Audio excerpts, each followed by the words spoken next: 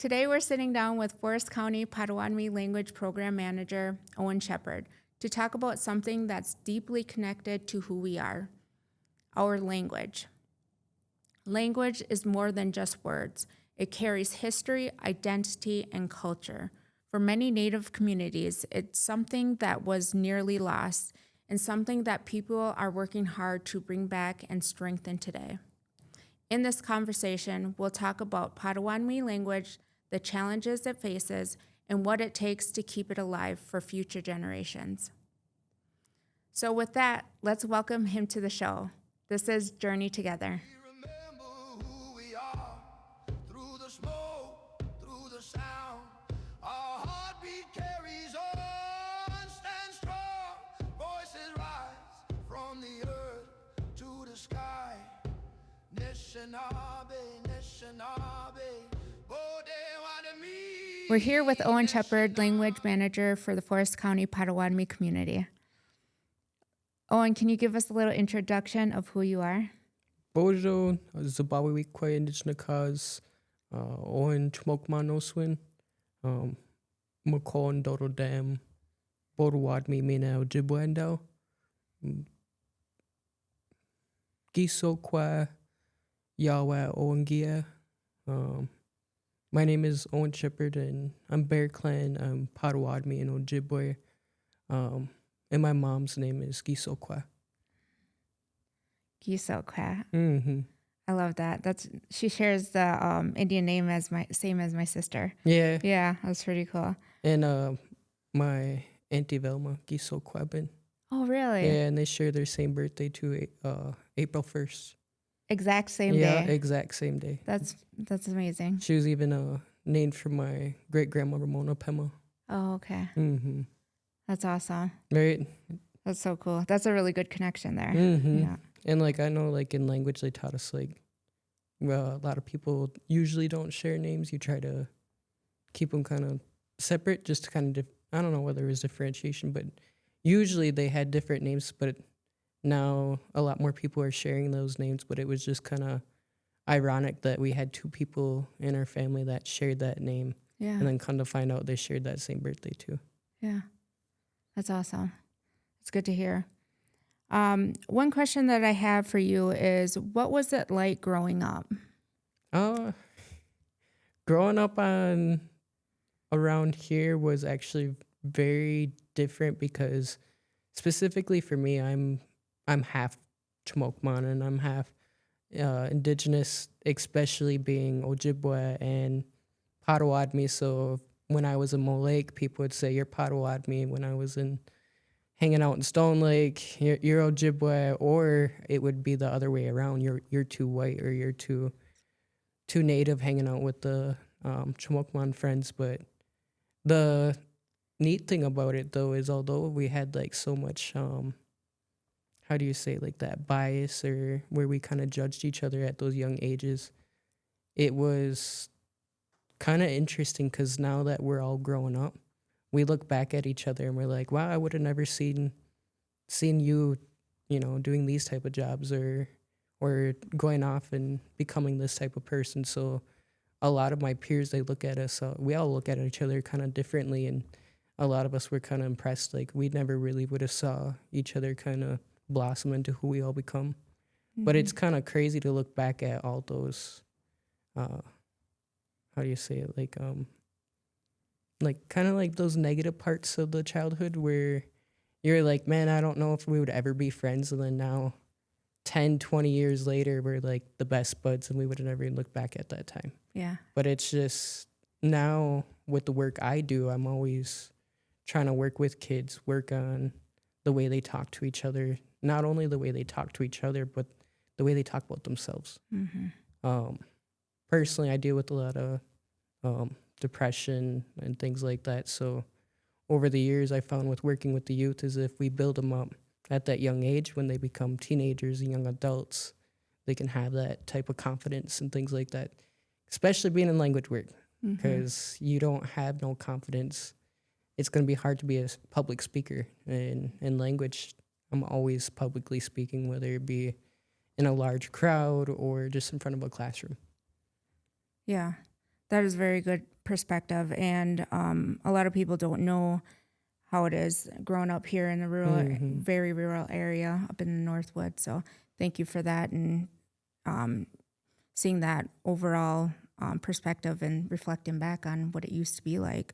But looking back, were there any favorite memories that you've had in your past? One of my favorite memories was like working with all of our different sports teams we had.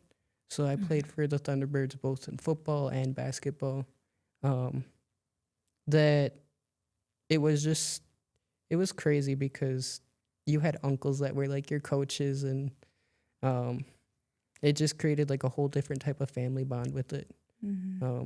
I know now that's kind of like one thing I've been hoping to see things start coming back. I know our community center has been making strides for that, but that's definitely been one of my favorites, was competing with other indigenous people, other indigenous kids, and then as well to like you truly just develop a bond and things like that like the school has it, but it's like, without saying it, there was always bias, whether it was intentional bias or them just not being aware of how they were. I know in all of my like sports outside of like the rec teams and whatnot, I've always faced like unique comments, or refs wouldn't call certain calls, things like that.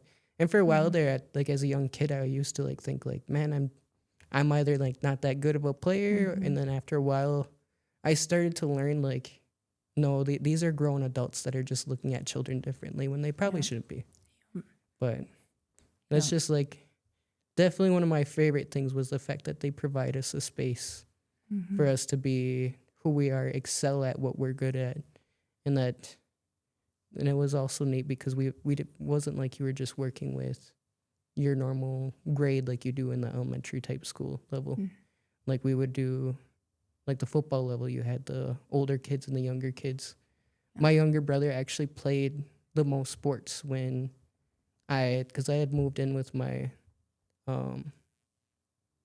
white dad when I was about like 12, 13 years old. So that kind of changed my life dramatically, because I went from very rural Wabano, Crandon school districts to Fond du Lac, which is a very diverse, big, large city. The one thing I can say is being in a big, large city is nobody cares that you're Native. Like they do, but they're not like, you're not cast out, you're not different. If anything, you're like that shiny token that they've never got a chance to see before, which that was a unique type of feeling too. Like it kind of felt good, but it also kind of felt lonely. Yeah. Like growing up, my mom taught me that you be proud of who you are.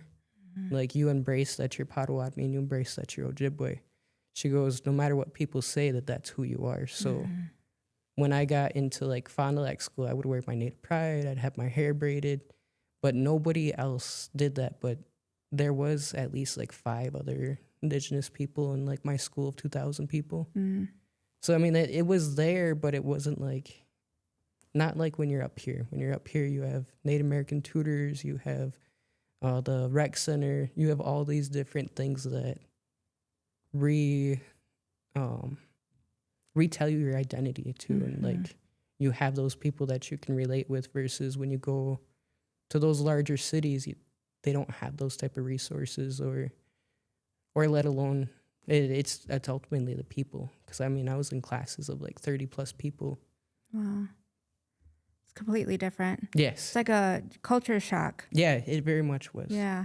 Yeah, I didn't know you had that experience. That's pretty cool. Thanks for sharing that with us. One other thing that we're wondering about is who was your inspiration growing up, and do you have anybody that inspired you in language? Yes. So language-wise, my Uncle Nick was a big person. Growing up, he participated in many language classes. He not only learned Potawatomi, but he took time to learn Ojibwe more. And he kind of kept telling me at like a young age, like, learn this sooner. Learn this sooner than I did. And it was actually kind of ironic because it wasn't like he said it all the time. It was kind of like something where we'd be talking about it, and then he would just kind of say something like, I wish I would have done this, so if you get the chance, make sure you do that. And just kind of forgot about it. And then when I say moved back in 2020, came back, started good old COVID situation where everything just kind of went crazy, and I was like, I'm going back home. Ever since I moved back, I started working for, technically I started for maintenance. Did that for about 6-9 months, and then I transferred over to our farm. Our farm was actually where I discovered indigenous seed keeping would be the correct term for it, but it's like where you take care of all these indigenous heirloom seeds. So an heirloom seed is a seed that its genetics has stayed true all throughout its time period. So with those heirloom seeds, it's pretty cool because a lot of companies and whatnot, they have ownership of seeds. So with that being said, like, you can't go and take watermelon seeds out of a watermelon and go plant that technically and resell it. You could, as long as no one finds out. Yeah. But there still is that copyrights, that legality part of it. So when I was working with those seeds, all the other tribes and indigenous people, they kept saying that the importance of learning your language with the plants. So then I started to find out that there was an opening over at Language and Culture. Then I transferred on over to the Language and Culture department. I did that about a year or so, and then we had some change in our leadership where one of my bosses, Donald Keeble, he goes, hey, you should put in for that job. He goes, he kind of could see that I was starting to head into that like leadership direction and things like that. And if it wasn't for him to kind of give me that little like, you should do that, then I feel like I probably wouldn't have been in the position I'm at, because I didn't know language really at all when I started it. I knew introductions and I knew my animals and I knew my commands, but I didn't think I was prepared enough, let alone old enough to be a language manager, because the importance of our language, the importance of us being a sovereign nation and continuing our language. And I just felt like that weight, that responsibility was maybe too much for me at that time. So to have someone who sat in that position before, and I felt like he did a pretty good job too, and to have him kind of say, I can see that in you, that's what kind of pushed me and said, go and make that I applied. And then I was scared, beyond scared for my interview, but which is crazy because all the people I knew, I was friendly, and half of them I worked with and had a very close relationship, but yet that was the most nervous interview I've ever gone into. Well, thankfully it all worked out. I'm here. I've been our manager for about 4 years, but if it wasn't for Donald, my uncle, and all these people that kind of instilled, and even like I said, my mom since being a young child. That's amazing. That's really cool to see your progress through. I remember you working at the farm, so it brings back good memories, because I know you did a really good job out there and had that passion for it. And seeing you going into language is pretty exciting to see you succeed in that too. One other question we have is about the history of the language. Our history is very full of different leaders and speakers and fluency, and it's pretty diverse. Can you tell us what the history of our language is, like way back when we couldn't speak it? So when I seen this question, I was kind of thinking about it, kind of like pondering upon myself, how would I answer that? Kind of going back to, I've never really thought about that side of it, but I know one of the things that brought to my mind was how much the boarding schools affected us. For instance, and this is even an own childhood memory I have, is my mom's aunt had told me that when she was in school in Molake, that the teachers would smack her hands for speaking Ojibwe. Mm-hmm. And as a young kid, I thought she was scaring me. Mm-hmm. That's honestly what I thought. I thought that she was like instilling this fear in me, like if you don't listen to your teachers, they're gonna smack you up. Mm-hmm. So I was like, man, I had this sense of disbelief in what she was saying until I went to high school and I started learning about these boarding schools, is what they called them. Mm-hmm. And I was like, wait a minute, what? And then I remember hearing stories about how they said that my great grandma out in Molake, they said that she would have to hide from white people. And I was like, in my mind, being half white, half indigenous, I always saw both sides. Like, I saw my indigenous family hate on white people. Thankfully, I didn't see my white family hate on my indigenous family, but I did see white people hate on indigenous people. Mm-hmm. So just seeing that, it hurt me quite a bit growing up, but it also, it made me kind of like see both sides of everything. But so with that being said, with what happened in those boarding schools and hearing that my great grandma had to hide, I was kind of like, they're instilling that fear. This is their own interpretation. But then I found out that history, and that's kind of like one of those things where it's important you talk about those times. Like, don't dwell on it, but still let your kids know and let the younger generations know this is what happened and this is the importance of it to continue. Mm-hmm. Because I mean, I didn't I still kind of shook my head and understood like my auntie's being serious with me, but I still had that uncertainty of it.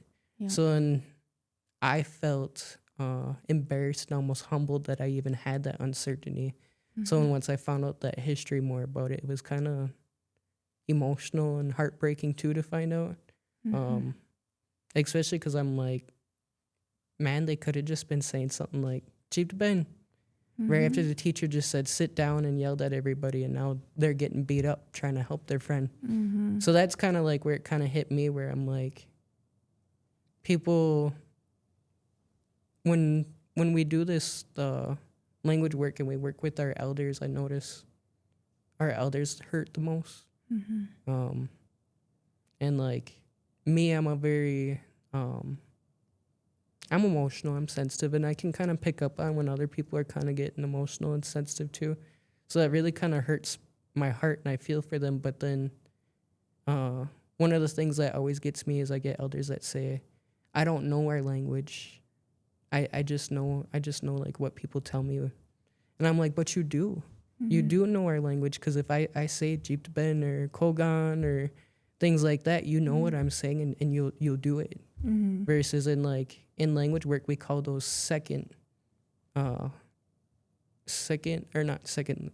first listeners. That's what they're called, first listeners. So me, I'm a second speaker, meaning that someone taught me how to speak. So that's that second form. Versus being a first speaker, that's like Jim and Billy, where you could go and ask them those questions, or Mary Jane, and they're fluent. Those of us that are second speakers, we kind of have to learn a little bit more. But your first listeners, they may not know, like, once you go and ask in English, how do you say this? They may not know it, but they can always tell you you're saying that right, or they can confirm your pronunciation, and they can also usually kind of help translate when you go back. A lot of us, we like to ask some of our elders that are first listeners that can recognize, like, yeah, that sounds better, or I wouldn't use it this way. And that's kind of like, our language work has been very much a puzzle piece. Yeah. But it's nice, because it's like, with the technology that we have today, we have, yeah, I'm just going to stop right there. Yeah, that's good. No, I was like, I'm going to start adding on to another question. I was like, I should just stop. No, that was really good. I think you answered a few of the questions of answering like how that language and our history has affected us, our elders, and then our next generation of teachers and learners on each side. I think our people are very resilient, and I definitely appreciate you for the work that you're doing and continuing our language, because as you know, my grandma used to be a language teacher, so it means a lot to me, the work that you're doing. You did talk about a little bit of the uniqueness of our Potawatomi language, like the vowels and the first, second person, and then are there any other things that, like different tenses, and that you can elaborate on that makes our language unique compared to like English or any other language?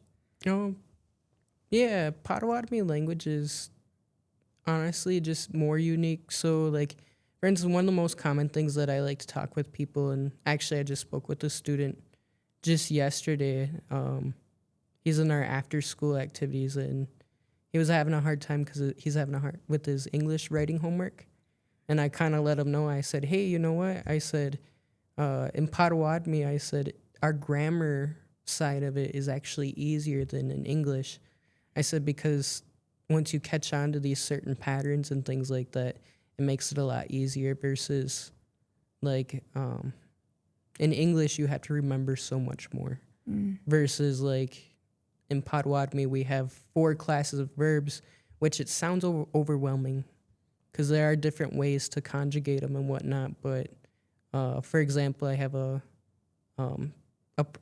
language specialist under me, Malcolm McDonald. He spends endless hours just creating a whole conjugation chart that conjugates it in the multiple different ways. But essentially, once you figure out those conjugations and your different verbs, you can go just about endlessly with Potawatomi versus with English. You have to know, like with English, it's very specific on what those words mean. You might have a few words that do mean similar, but majority of the time, it's that one word goes with that one thing. Versus with Potawatomi, you can have one word, but it can have 10, 20 different meanings depending on how you use it. I love talking about our writing system to an extent. It's always a learning curve for people. Because like once again, we're taught how to read in English. So now that they see this marker over the E, they get overwhelmed and discouraged, and they're like, I don't know this. And then we always remind them, like, there's only 5 different E's. Once you learn those 5 different E's, it actually, it flows a little bit easier. Things get a little bit easier. But that does take time.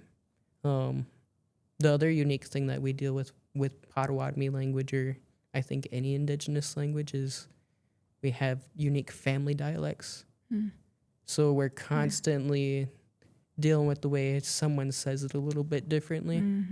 But I always kind of go back to, you know, are you understanding and interpreting the context pretty good? And I mean, there's a difference between complete mispronunciation and a dialect change too.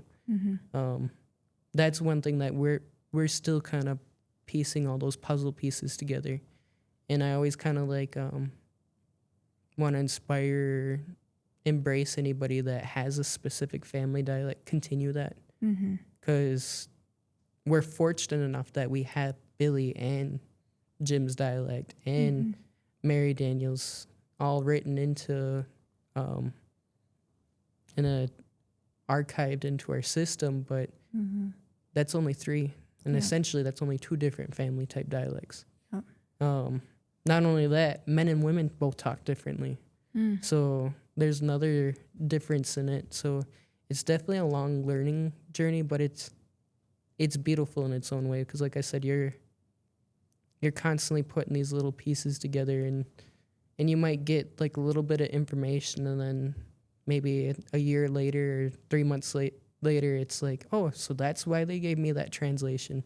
Whether it's a department from asking, well, how do I say this? And it's actually kind of crazy on how intertwined everything is. Like, I'll have a language class with another teacher, 2 days later, I'll have another language class with a completely different teacher. They didn't talk at all that week, but the classes are almost similar, like as if they did their language lessons together. And it's just unique because it's almost like they knew we needed a little bit of extra on that topic, or whether they're going more in depth into it.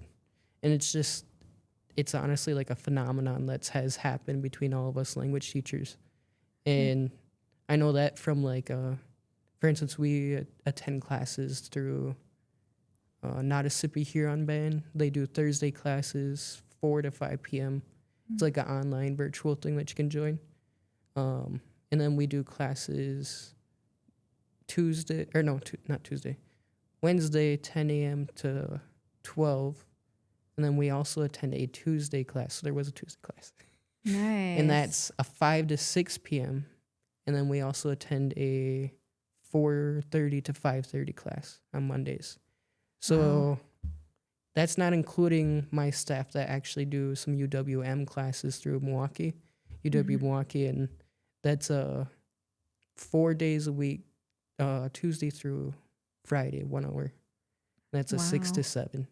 So a lot of us, we work like a 9 to 7 schedule, depending on what our classes look like. But it's just crazy because we have those 3 different classes. Those are all 4 different classes. They're all different teachers. Yeah. The UWM one, they have like a curriculum, so they're a little bit of the one-off one. But those 3 different ones, there's only one that shares one teacher, but those 2 different teachers, like I said, they'll intertwine their lessons. Wow. They do work together like in the same building, but they don't talk. Oh. Like there'll be days where I'll message Carla and I'll be like, "Did you tell Kyle what you went over?" And she'll be like, "No, why? What is he doing today?" And I'll be like, "He's going over shopping terms and we were just talking about how to buy something." Just things like that. Yeah. So it's just crazy on how it intertwines because it's not like anybody talks or asks or anything like that. It just kind of happens. Yeah. Yeah. Or even like we'll randomly put a language translation that has come to our mind, or someone asks and we'll just send it into like a group chat or to each other and be like, "I just need to know this translation and remind me later on when I ask about it." Yeah. And there will be a later on where someone says, "Oh, that's why I needed that." Oh. So it's just, it's like someone or something is always helping us, whether we're asking for it or not. And that's what always kind of reminds us we're on that right path, so to say. Yeah. Yeah, absolutely. I had no clue you guys were involved in that many classes throughout the week. Yeah, we do a lot. That's great. And then you count our after school activities. So we're actually going to be wrapping up here this April, and then we'll be taking a break May, and then we'll be jumping into SYE gathering. Yeah, so it's been pretty crazy, but it's good. Keeps us busy, and we're all pretty happy in the work we do. Yeah, that's great. It's really good to hear how much you guys are involved and pretty much in depth with the language. You did mention the Potawatomi gathering this year. Can you touch on that a little bit? We got the language conference. The first days, Mondays and Tuesday. I can't remember the exact dates. I want to say it's 26th, 27th. We'll be having a youth portion and an adult portion. And we've invited quite a bit of presenters. And right now we're at the point where we're just kind of plugging everyone into our agenda and hoping it looks good. Yeah. It's definitely a big project, but it'll be a good outcome. Every year it usually is. Yeah, I want to say in any of so I've been lucky enough to run a few different like language gathering events type. Like I work with ANA. It's let me see here, remember it. Administrative for American Natives. That's what it is. Okay. Something like that. And what it is it's a government funding agency, and they have helped us with a grant that we do some immersion camps. And that's where I said like we've been working very closely with Prairie Band in Kansas and Pokagon. So Pokagon has Kyle and Carla that used to follow under Jim and Mary for those well, I think it was 15 years. Mm. Yeah, I know they lived here for about like 10 or something like that, so it was quite a bit of time. Yeah. But with working with them and then working with Prairie Band, what we've been able to kind of start sorting out is we're able to differentiate our, I would like call it a northern dialect for us, Forest County and Pokagon, versus like that southern Potawatomi dialect kind of from Prairie Band. But it's actually pretty unique. Like our biggest difference that I've been finding is mainly our writing system. But most of our words are like I can usually hear when they're speaking and understand them. There's like a few verbs and things like that are different. Mm-hmm. But it's like once you learn it, you're like, oh, okay, yeah, that makes sense. Yeah. You know, so it's just like English. You know, is it milk or bag or you know those different type of things. Like Yeah. you understand what they're saying, and then once you kind of plug it in your mind, like, oh yeah, that's what that's translating to. Yeah. It gets much easier. And it was also pretty cool to talk with them too, because like the Chkotaniuk, the Prairie Banners, they told us that they could understand Bill a lot more, like with the way he spoke in his dialect. So that was pretty cool to kind of get that confirmation that we still have people that recognize that dialect and that can share it with us too and speak with us. Because that's one of the biggest challenges that we struggle with right now is we have a limited elders that still speak and still are working with a lot of us. Mm-hmm. We've been able to ask for some help and things like that along the way, but most of it, what I've been finding is that I'm using all the resources that they've already provided for us. Mm-hmm. And that was kind of like a own personal thing too, because my thing is I didn't want to go knock on their door and ask for something that I have in my archives here too. Yeah. Because I want to be respectful of their time and things like that. But it's actually pretty unique. 'Cause like I said, a lot of us, we're kind of like a bunch of researchers. We're finding different books or recordings, things like that, to continue our learning or to continue learning new words and things like that. Mm-hmm. Yeah, that's pretty unique in hearing all of that. I didn't realize how much you guys work together across all the different bands of Potawatomis. But that's pretty cool. And we spend 40 hours, pretty much about 40 hours straight talking Potawatomi, besides like lunchtimes, and then we do a breakfast time there too. But it can be intimidating. But what I found, those immersion camps have progressed my team substantially. We've been in this, we're going to be finishing up our year 2. So we've had 5 immersion camps so far. And I have apprentices that are surpassing, for instance, me, because they have all these classes, they have all these times. Nice. Versus like when I first started as an apprentice, I was like, I didn't have these type of resources or these classes or know that they were available at that time. Mm-hmm. So now, like, I've even gotten compliments from like the other bands and whatnot and how well my apprentices are doing. And I always kind of like, I feel good and proud of them, but I know deep down that that's not my work. That's their work. Because in language work, you're going to be only as good as the language speakers you put into it. Mm-hmm. You can go to all the classes. And I mean that. You can go to all the classes. You can listen to all the recordings. But at the end of the day, it's going to boil down to what you use and how much you use it. Mm-hmm. And that's what a lot of us are finding out through that immersion camp is, man, I need to talk more about what I do or what I did last night, or, man, I never had to describe my dream house before. And these are things that we're finding, like, for instance, we'll get it like a question in English. And that the most recent one that kind of threw a lot of us through the loop was, describe your dream home. We're like, oh, I don't know. We're like, kada, yeah, kada wigwam, I want a black house. And then someone will be like, basochi bis next to the lake. So, like, we would translate it, and then there'd be like other people like Okmulgee, and he'd be like, I want a house with 4 bathrooms, this many bedrooms, a movie theater in the basement.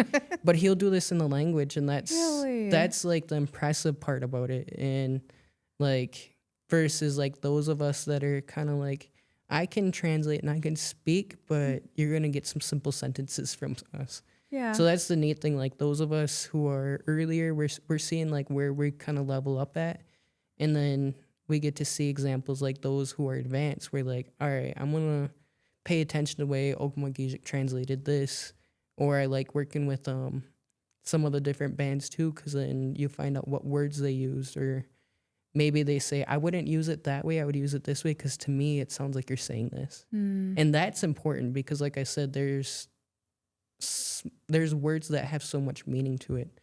So, and yeah, it's just, there's so much to it, but it's just very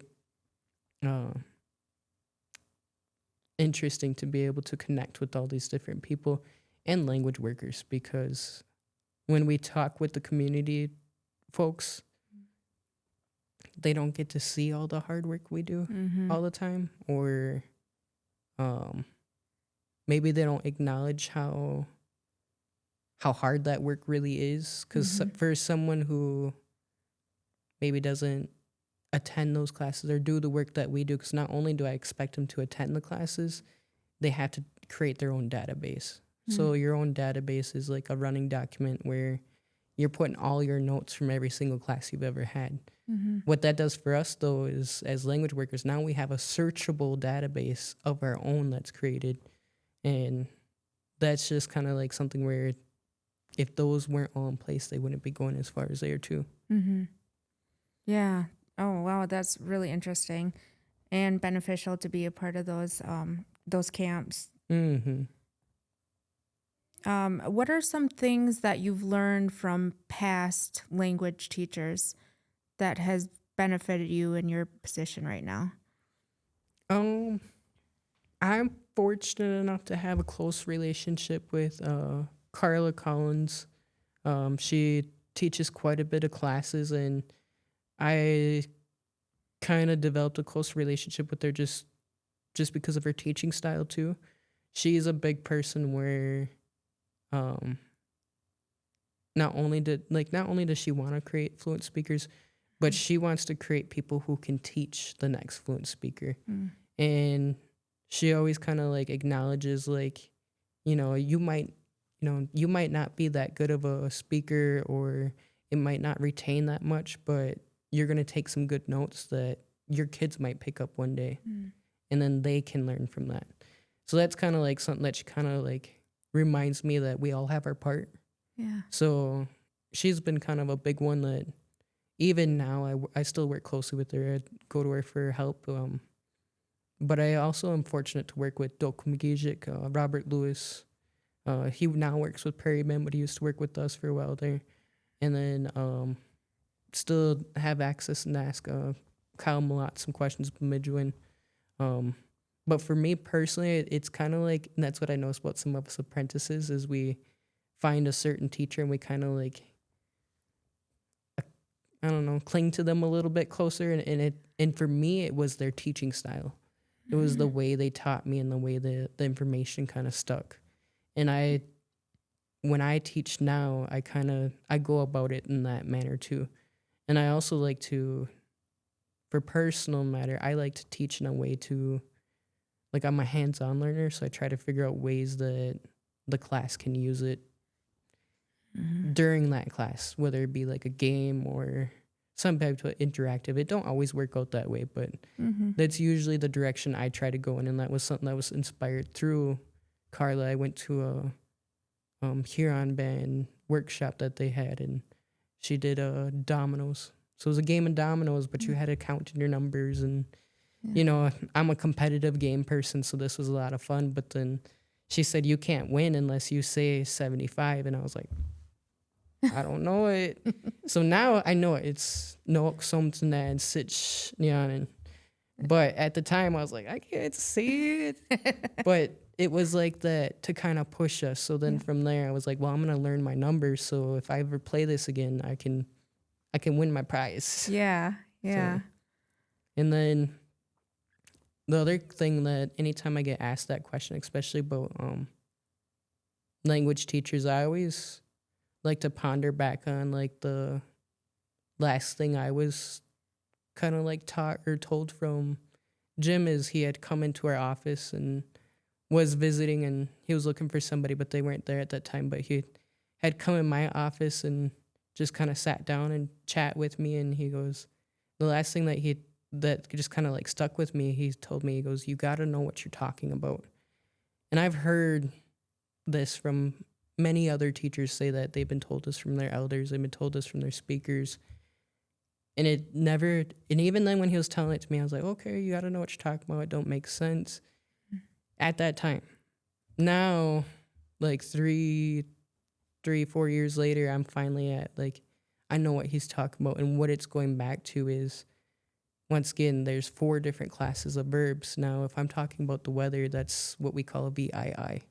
Or if I'm talking about the way this table, that's a VII. But if I'm talking about the way you're feeling or the way I'm feeling, that's a VAI. So, but there's also something where it's called, and then the VII is verb, inanimate, and transitive.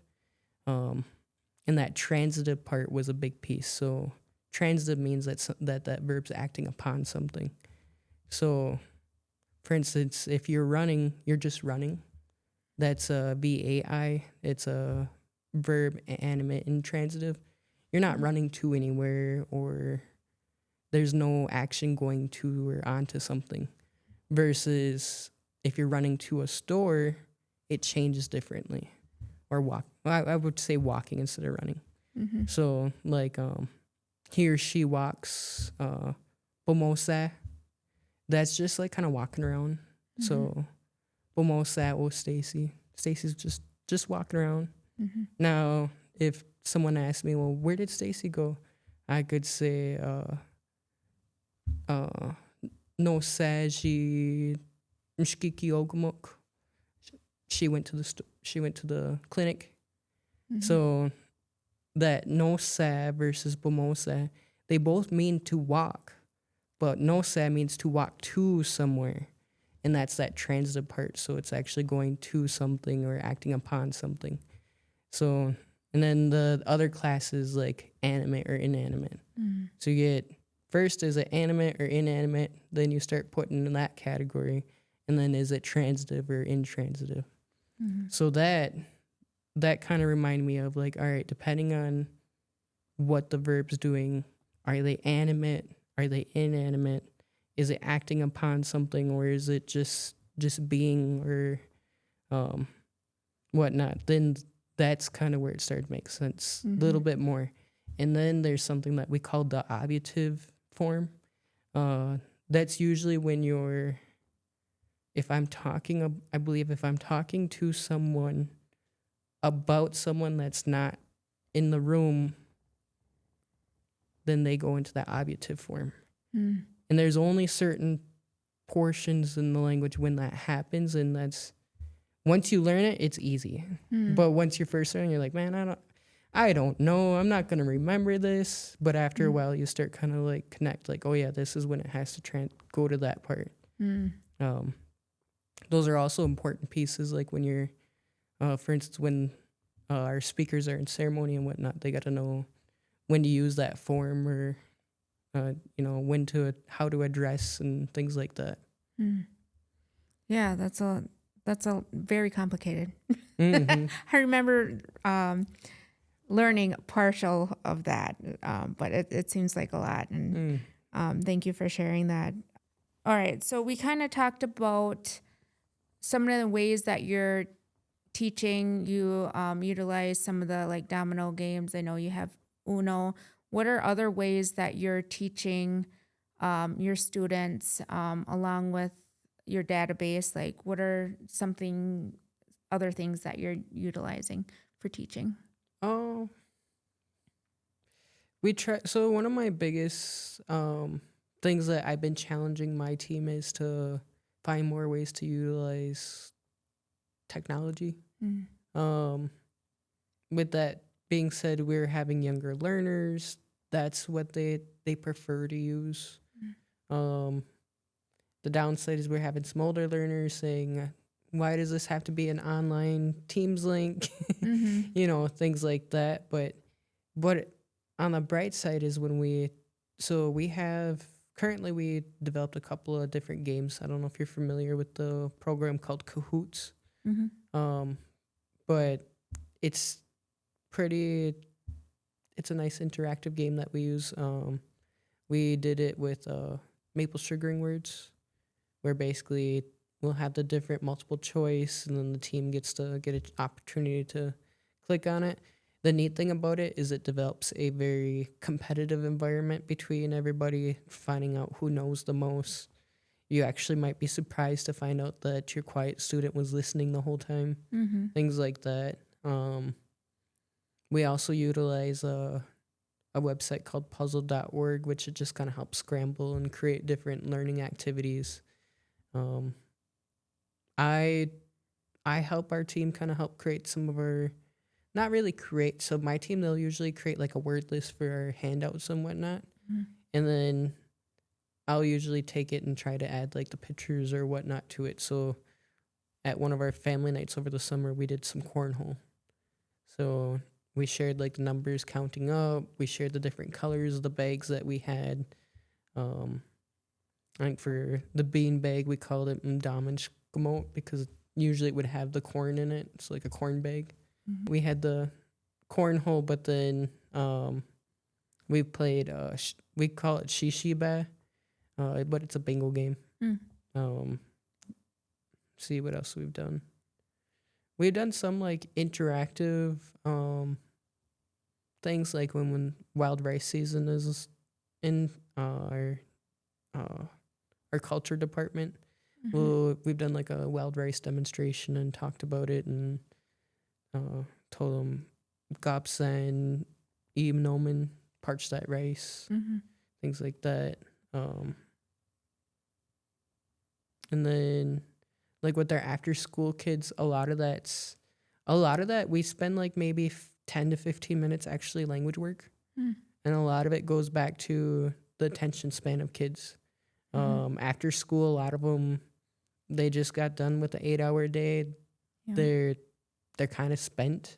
Mm-hmm. So what we've found is we get 10 to 15 minutes really good language time where we can do a very high interactive language type activity. Mm-hmm. I think our most recent one was we did like some commands where we demonstrated different commands. Mm-hmm. Or I think it was a telephone game where they told the command and then the last person at the end had to do it.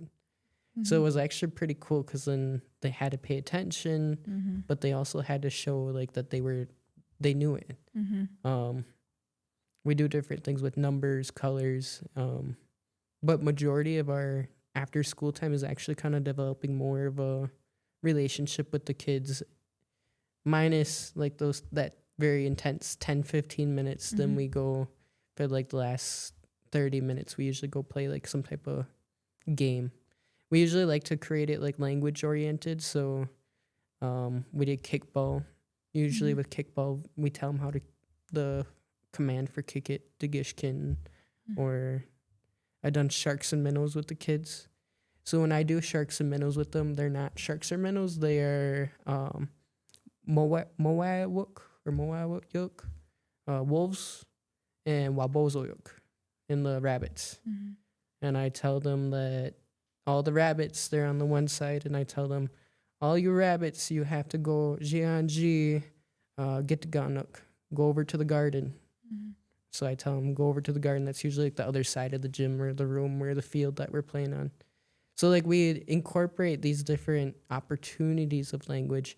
And like, I want to say one of the hardest things of us being language workers is we want so hard to develop the next language speakers. Mhm.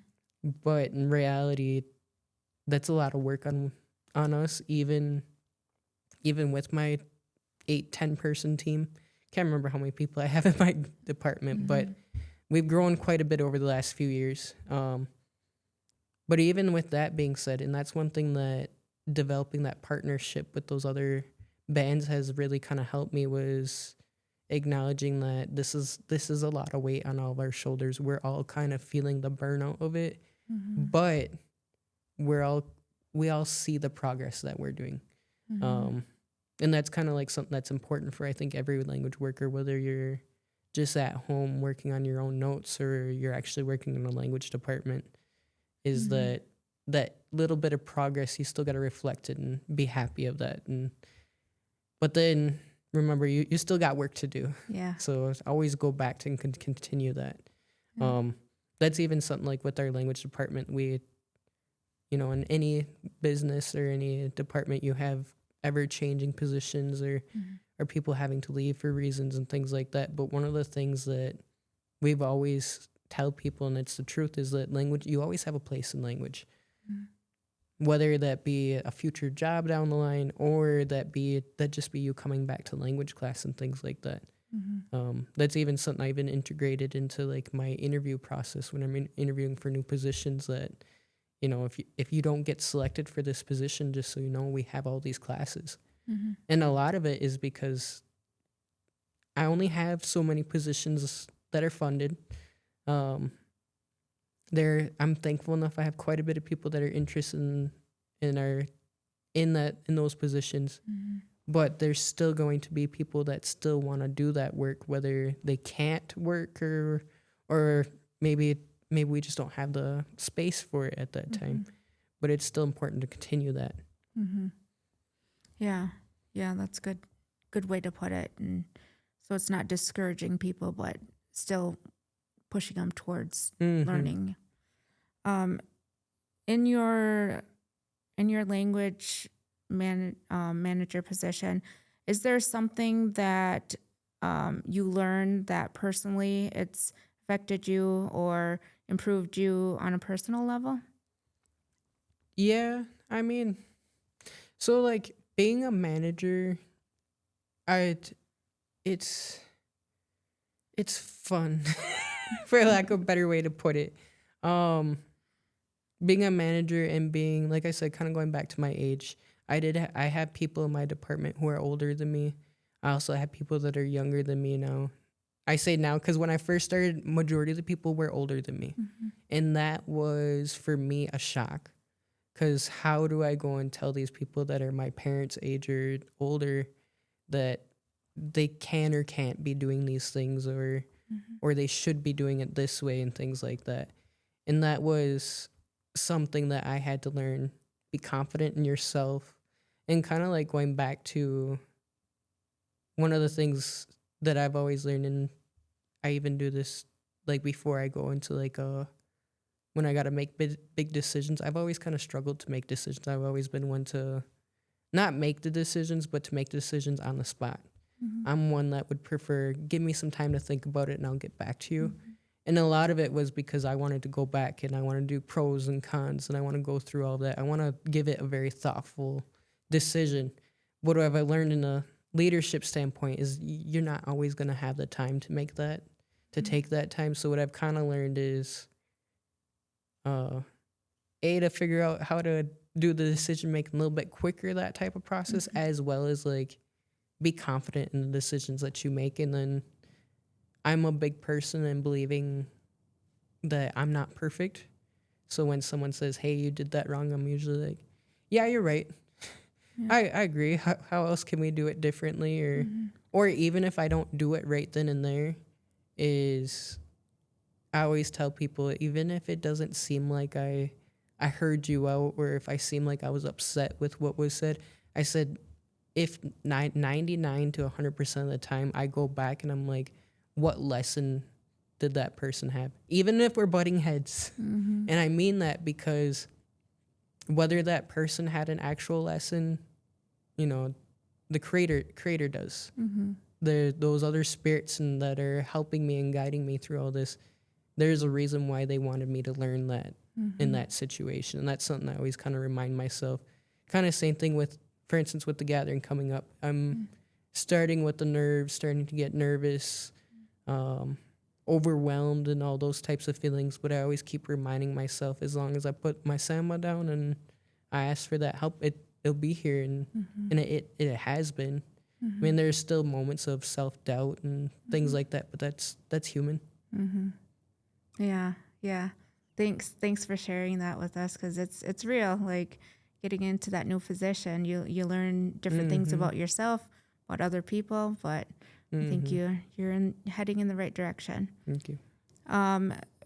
So for the future, what would you say language would look like for you, for your department, language as a community? Like, what do you see our future in our language? Right now we have, so that I kind of touched base about that A&A grant that we're working on. That A&A grant, our goal specifically with that was to develop more advanced language specialists. One of the problems and challenges I ran into was we didn't have any fluent speakers at the time that were willing to teach or around. And then we were also running into, we have this community need for after school language, for adult community classes. But when, like I said, for when I started, I barely knew how to introduce myself. I barely knew these things. But one of the things that our goal right now is to develop teachers that can teach those first apprentices and beginners. But now that we brought them up to an intermediate level, how do we carry that on? And that's kind of what a lot of us teachers that have been in this work for quite a bit of time is that they were acknowledging, like, hey, I kind of plateaued. I kept building. Now I'm just going like this, and this is all I teach. And that's the importance of our immersion camp. So what that does is it gives people like Ogmagijic and Malcolm an opportunity to go and speak with more advanced speakers and learn the way that they translate it and the way that they think. And that it also kind of gives you, once again, that sense of community, that support that we all need. Because, majority of us, we're not going to be at that same level of those other ones, but someone else in the other department or in another band, they will be. Also, with developing those speakers, when I started, there was a big push in our community to develop our own school. Whether that was adding on to our Gitganas or developing another charter school. I did not know what it looked like, but I knew that was the direction, whether it was from community or at that time our executive council.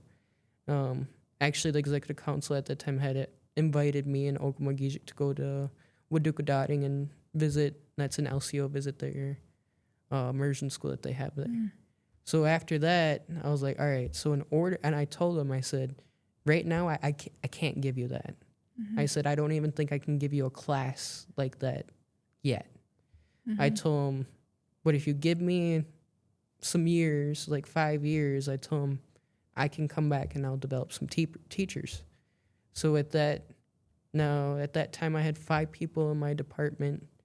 Now we're at 9. So I have 8 people that are under me. So to go from 4 to 8 is a dramatic change. But it's improved all of everything that we do, like our after school, and it's helped me. I went from being a very burnt out leader because I've always told myself in working that I'm not going to be that leader that says, you go take care of that. I always told them, let's go take care of that. And the reason I did that is being a lower person is I found that my leaders weren't directly affected by the situations or the work that we were doing. So their perspective was completely wrong. And then when we're trying to convince them and explain it to them, we're getting upset and mad. And then we can never see that eye to eye.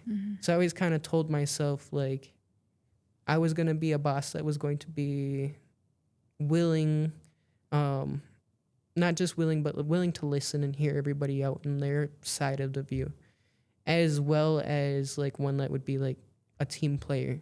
And that just kind of goes back to like sports and everything that I've done. I've never been one to. I've always been that one that was like, man, look at that person just slowly walking as we're getting run sprints, and then they're walking, making the whole team go down. Yeah. And that's the same thing in the work that we do. You know, you're only as strong as your hardest worker, and that's the same thing in my team. I'm only as strong as my as strong as my weakest worker. Yep. That's what it is. Yep. Yeah. So that was all we have for questions, but is there anything that you want to talk about that we haven't discussed yet? If I had anything to like say to like everybody, it would honestly be learn as much language as you can. Like even sharing it at home.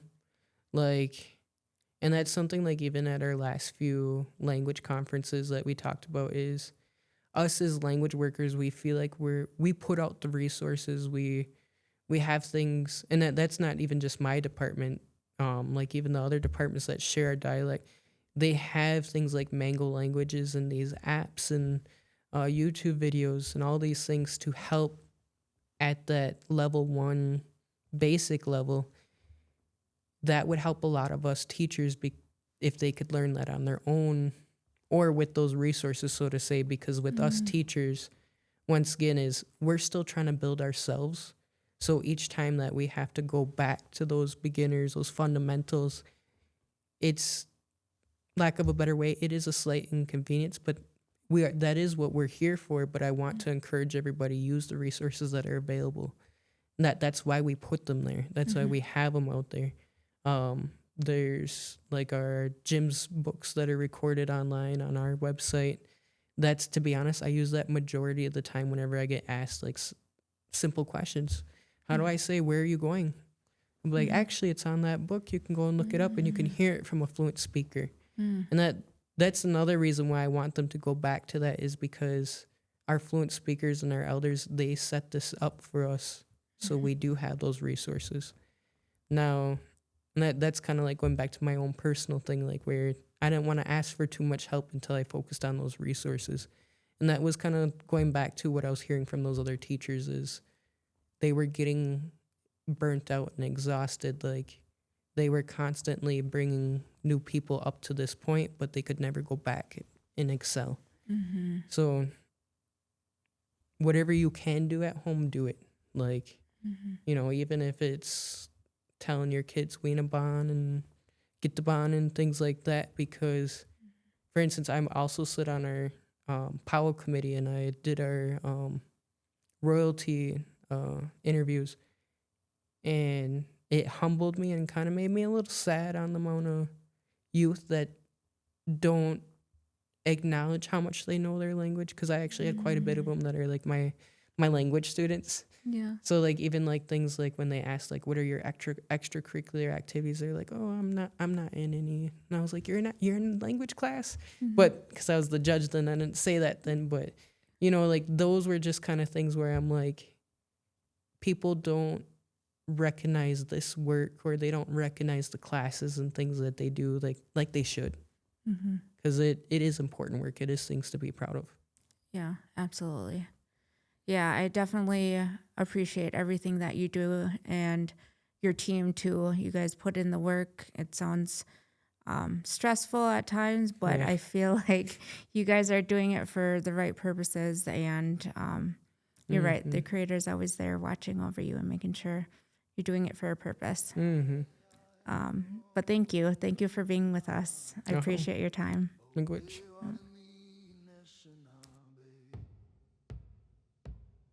From the fire, from the drum, we remember who we are. Through the smoke, through the sound, our heartbeat carries on. Stand strong, voices rise from the earth to the sky. Nishanabé, Nishanabé.